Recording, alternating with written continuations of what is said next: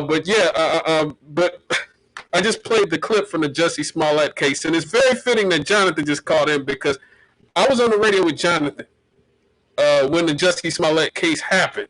Me and him was talking about it because this was a big story. I like to look at this story now as one of the pre-COVID, the last vestiges of pre-COVID silliness. Oh, wow. Yeah. Huh? Yeah, this was 2019. This is one of the last vestiges of pre-COVID silliness. And I remember we were on the air when that was happening, and we knew, me and him said it was BS from day one. Mm-hmm. From the minute it happened, and I remember people were swearing that black men were not buying Jussie Smollett's case because we were all homophobic. And they were saying, well, if he was straight, you would believe it. And I'm saying, no, if he was straight, I'd be thinking this is a man who was at his girlfriend's house and is trying to make it home to his wife and trying to come up with an excuse as to why he's staying out late. Because anybody who remembers that time period 2 years ago, it was the coldest week in modern history in the Chicagoland area.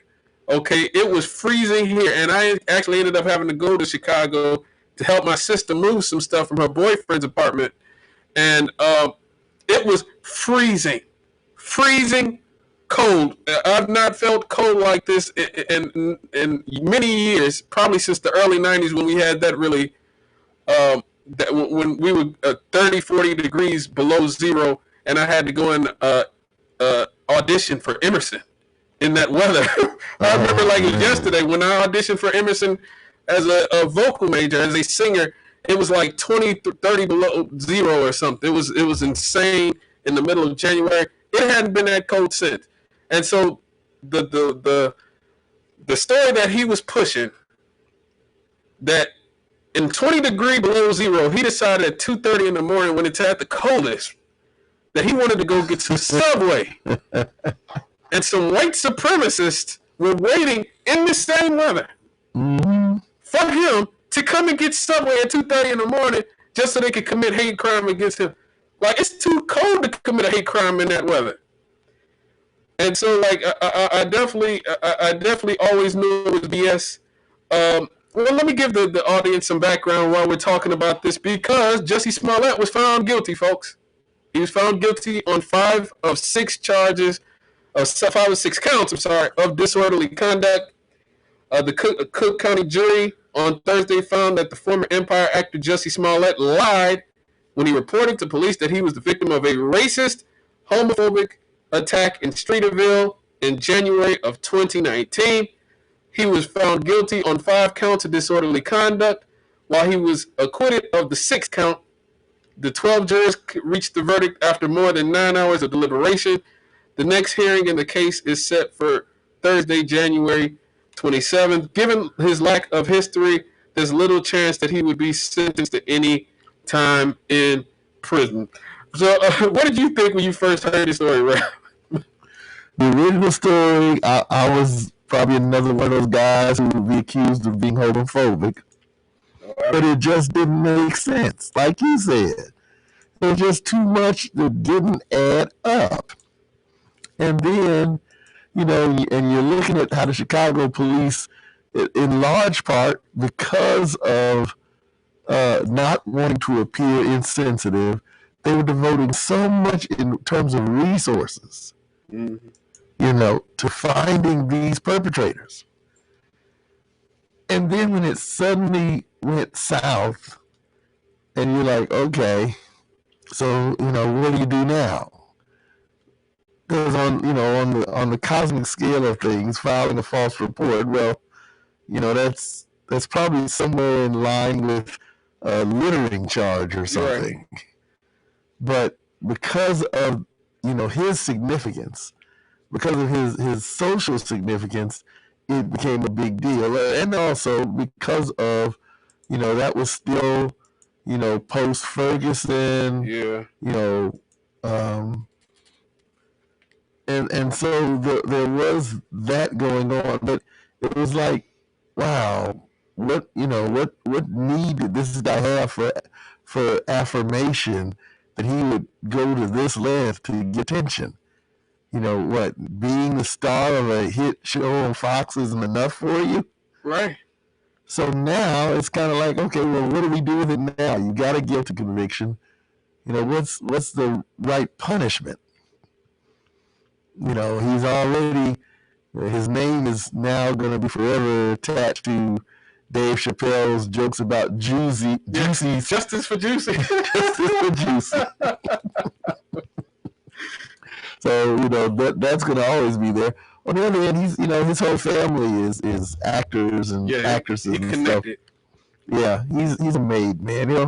He'll find his way back into, maybe black films or something. I get that, but see, here's the thing. Like I said, it was sort of the end of the pre-COVID. It was sort of our last vestiges of pre-COVID silliness. I like that. Yeah, because to me, in the post-COVID world, like, I don't see why this is a big story. In all honesty, he didn't kill anybody. He didn't rape anybody. Nobody was arrested for his hate crime. It fell apart relatively quickly. It fell apart like within the first week, I think, if I'm not mistaken. Most people really didn't buy it. Even a lot of black people, especially black men, didn't buy it. So for me, I'm like, just get this over with, get a man probation. And so to me, there's got to be some reason why the media keeps harping on the story, because Hollywood's full of rapists. Hollywood's full of murderers. Hollywood and the music industry as well. We know the entertainment industry is full of degenerates who prey on children. Corey Feldman said it best. Hollywood's biggest secret is pedophilia. You have all these different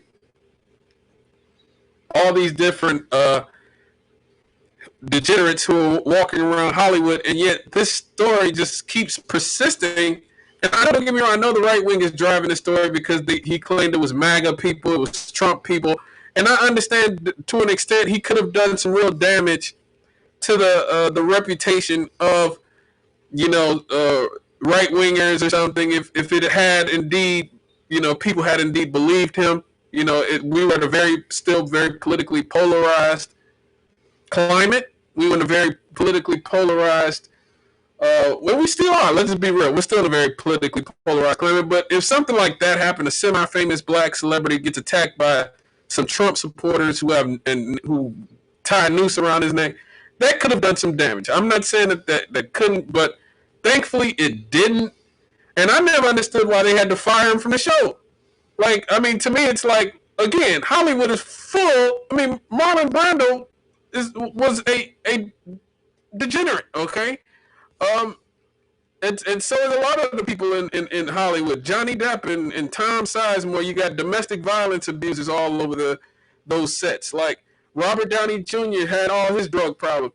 I mean, you telling me what Jussie Smollett did is worse than what all those dudes are doing and have continued to stay working? So now I've gone from, like, having disdain for Jussie for trying to, rip the country in half and playing with the police's resources to now I feel a little bit sympathy for Jussie, because, again, Hollywood's full of people who do a lot worse than make up a dumb hoax about getting attacked.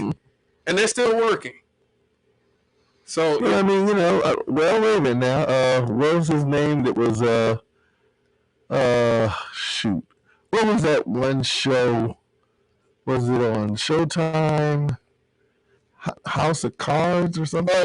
What's his name? Spacey. Kevin Spacey. Yeah. In fact, he recently got sued, and he's got a judgment against him. He's got to pay for what he cost that company when they had to scuttle the show because of him. Yeah, he raped a child. Yeah. And so they canceled his contract, and now he's got to pay for the financial loss they suffered because of that. And still, that's not to say that that makes it okay, whatever they're going to do. Smollett, I've always looked at it like, how come the only people that have suffered in the Me Too movement are Bill Cosby and Robert and R. Kelly? Yeah, and Harvey Weinstein, of course. Oh, has he suffered? Well, he's in prison. He is in prison. Yes, yeah, he got 23 years in prison in New York. They may charge him in California. They have not determined, I guess, if they're going to charge him. But he is in prison currently. And they didn't make as big deal about him. I mean, Yeah. they paraded Cosby Yeah. in front of us. Yeah, I absolutely agree.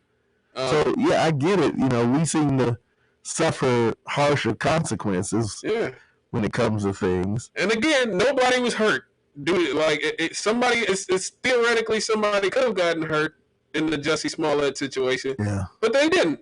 And so, like, to me, it's like, let's just. So what would be appropriate? I mean, shame him or? So we just get him out probation, let him.